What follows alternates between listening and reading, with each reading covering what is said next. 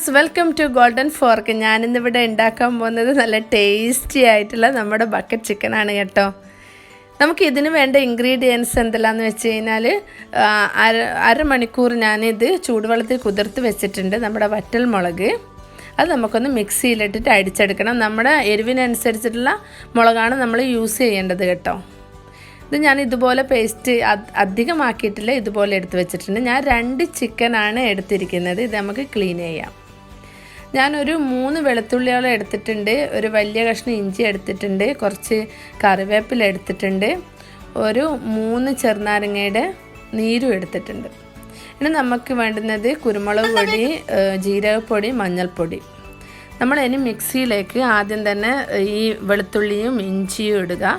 പിന്നെ നമ്മുടെ കറിവേപ്പിലയും കൂടി അതിലേക്ക് ഇട്ട് കൊടുക്കുക.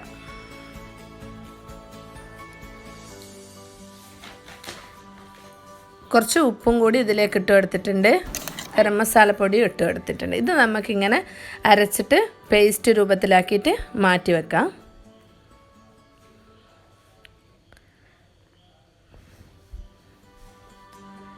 ഇനി നമുക്ക് തൈരും വേണം. ഒരു 4 ടേബിൾ സ്പൂൺ തൈര് എടുത്തിട്ടുണ്ട്. ഇനി നമുക്കൊരു വലിയ തളികയിലേക്ക് ഈ നമ്മുടെ മസാലയൊക്കെ മിക്സ് ചെയ്യാം.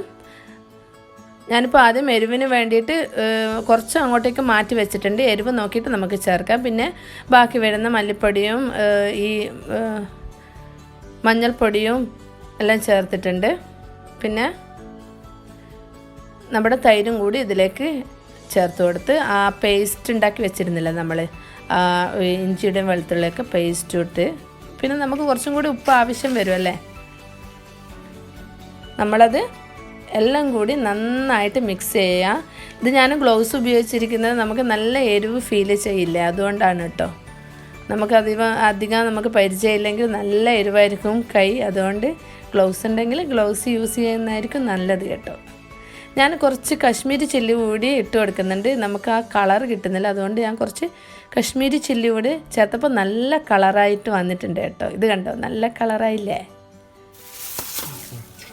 ഇനി നമുക്ക് നമ്മുടെ ചിക്കനിങ് എടുക്കാം.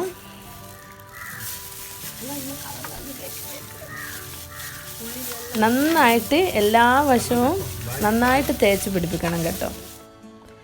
നമ്മുടെ ഉൾവശവും നന്നായിട്ട് തേച്ച് പിടിപ്പിച്ചാലേ ആ ഉള്ളിലേക്ക് അതിൻ്റെ മസാലയൊക്കെ ഇറങ്ങി വരികയുള്ളൂ. അതുപോലെ ചെയ്യുക. നന്നായിട്ട് ഇറക്കി വെച്ച് കൊടുക്കുക. എല്ലാ ഭാഗത്തും നന്നായിട്ട് മിക്സായിട്ട് വന്നിട്ടുണ്ട് ഇപ്പോൾ അല്ലേ. ഇനി ഞാനിത് 3 മണിക്കൂർ ഇതുപോലെ വെച്ചിട്ടുണ്ട്. ഇനി നമ്മളൊരു കുറ്റി ഇങ്ങനെ കുഴിച്ചിടുക. നല്ല ഒരു മരത്തിൻ്റെ കമ്പ് എടുത്തിട്ട് നന്നായിട്ട് ഉറപ്പിച്ച് വെക്കുക. അതിൻ്റെ ചുറ്റും നമുക്ക് വാഴയില ഇതുപോലെ ഇട്ട് വെക്കുക. കാരണം എന്ന് വെച്ച് കഴിഞ്ഞാൽ നമ്മുടെ ചിക്കൻ താഴോട്ട് പോയി കഴിഞ്ഞാൽ നമുക്ക് മണ്ണൊന്നും അതിൻ്റെ മുകളിൽ ആയിപ്പോകാതിരിക്കാനാണ് അങ്ങനെ ചെയ്യുന്നത്. ഇനി ഞാൻ ഇത് ഈ നമ്മുടെ വാഴനാര് കൊണ്ട് തന്നെ അതിൻ്റെ കാലൊന്ന് കെട്ടിയിടുന്നുണ്ട്. താഴോട്ടേക്ക് പോകുന്നതിന് വേണ്ടിയിട്ടാണ് ഇങ്ങനെ ചെയ്യുന്നത്. ചിലപ്പോൾ അത് താഴോട്ട് പോയി കഴിഞ്ഞാലും നമുക്ക് പ്രശ്നമില്ല. ഞാനൊരു ടിന്നാണ് അതിൻ്റെ മുകളിൽ വെച്ചിരിക്കുന്നത്. അത് ശ്രദ്ധിക്കണം, നമുക്ക് തട്ടാൻ പാടില്ല. ചിക്കൻ്റെ മുകളിലേക്ക് ഇത് തട്ടാൻ പാടില്ല. അതിനുശേഷം നമ്മൾ ചുറ്റും തന്നെ ഞാൻ നമ്മുടെ ഓലയാണ് കത്തിച്ച് വെച്ചിരിക്കുന്നത്. നന്നായിട്ട് കത്തിക്കുക. നമുക്ക് ഞാൻ 20 മിനിറ്റാണ് കത്തിച്ച് വെക്കുന്നത്. നമുക്കൊരു 1/4 മണിക്കൂർ കഴിഞ്ഞാൽ നമുക്ക് സംശയം തോന്നിയെങ്കിൽ തീർച്ചയായിട്ടും നിങ്ങൾ അതൊക്കെ ഒന്ന് ഇതാക്കിയിട്ടൊന്ന് നോക്കണം, അല്ലെങ്കിൽ കരിഞ്ഞു പോകാൻ സാധ്യതയുണ്ട്. ഞാനിത് 2ാമത്തെ പ്രാവശ്യമായിട്ട് എനിക്കൊരു ധാരണ ഉള്ളതുകൊണ്ട് നമ്മൾ 20 മിനിറ്റ് വെച്ചപ്പോൾ അധികം കരിയാതെ നല്ല ടേസ്റ്റായിട്ട് വന്നിട്ടുണ്ട്.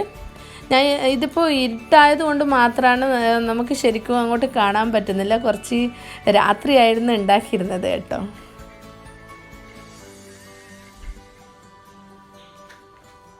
നല്ല ടേസ്റ്റി ആയിട്ടുള്ള നല്ല സ്മെല്ലൊക്കെ നന്നായിട്ട് വരുന്നുണ്ട്. ഇപ്പോൾ നമുക്ക് ഈ വാഴനാരൊന്ന് കട്ട് ചെയ്ത് കൊടുക്കാം. എല്ലാവരും വെയിറ്റിംഗ് ആണ് കേട്ടോ. എനിക്ക് ഈ വീഡിയോ പിടിക്കാൻ തന്നെ കഴിയുമെന്ന് അറിയില്ല. നല്ല ടേസ്റ്റി ആയിട്ടുള്ള നമ്മുടെ ബക്കറ്റ് ചിക്കൻ റെഡി ആയിട്ടുണ്ട്. എനിക്ക് വെയിറ്റ് ചെയ്യാൻ പറ്റില്ല. നമുക്ക് നാളെ കാണാം കേട്ടോ. ഇഷ്ടമായിരുന്നെങ്കിൽ ഷെയർ ചെയ്യുക, സബ്സ്ക്രൈബ് ചെയ്യുക, ലൈക്ക് ചെയ്യുക.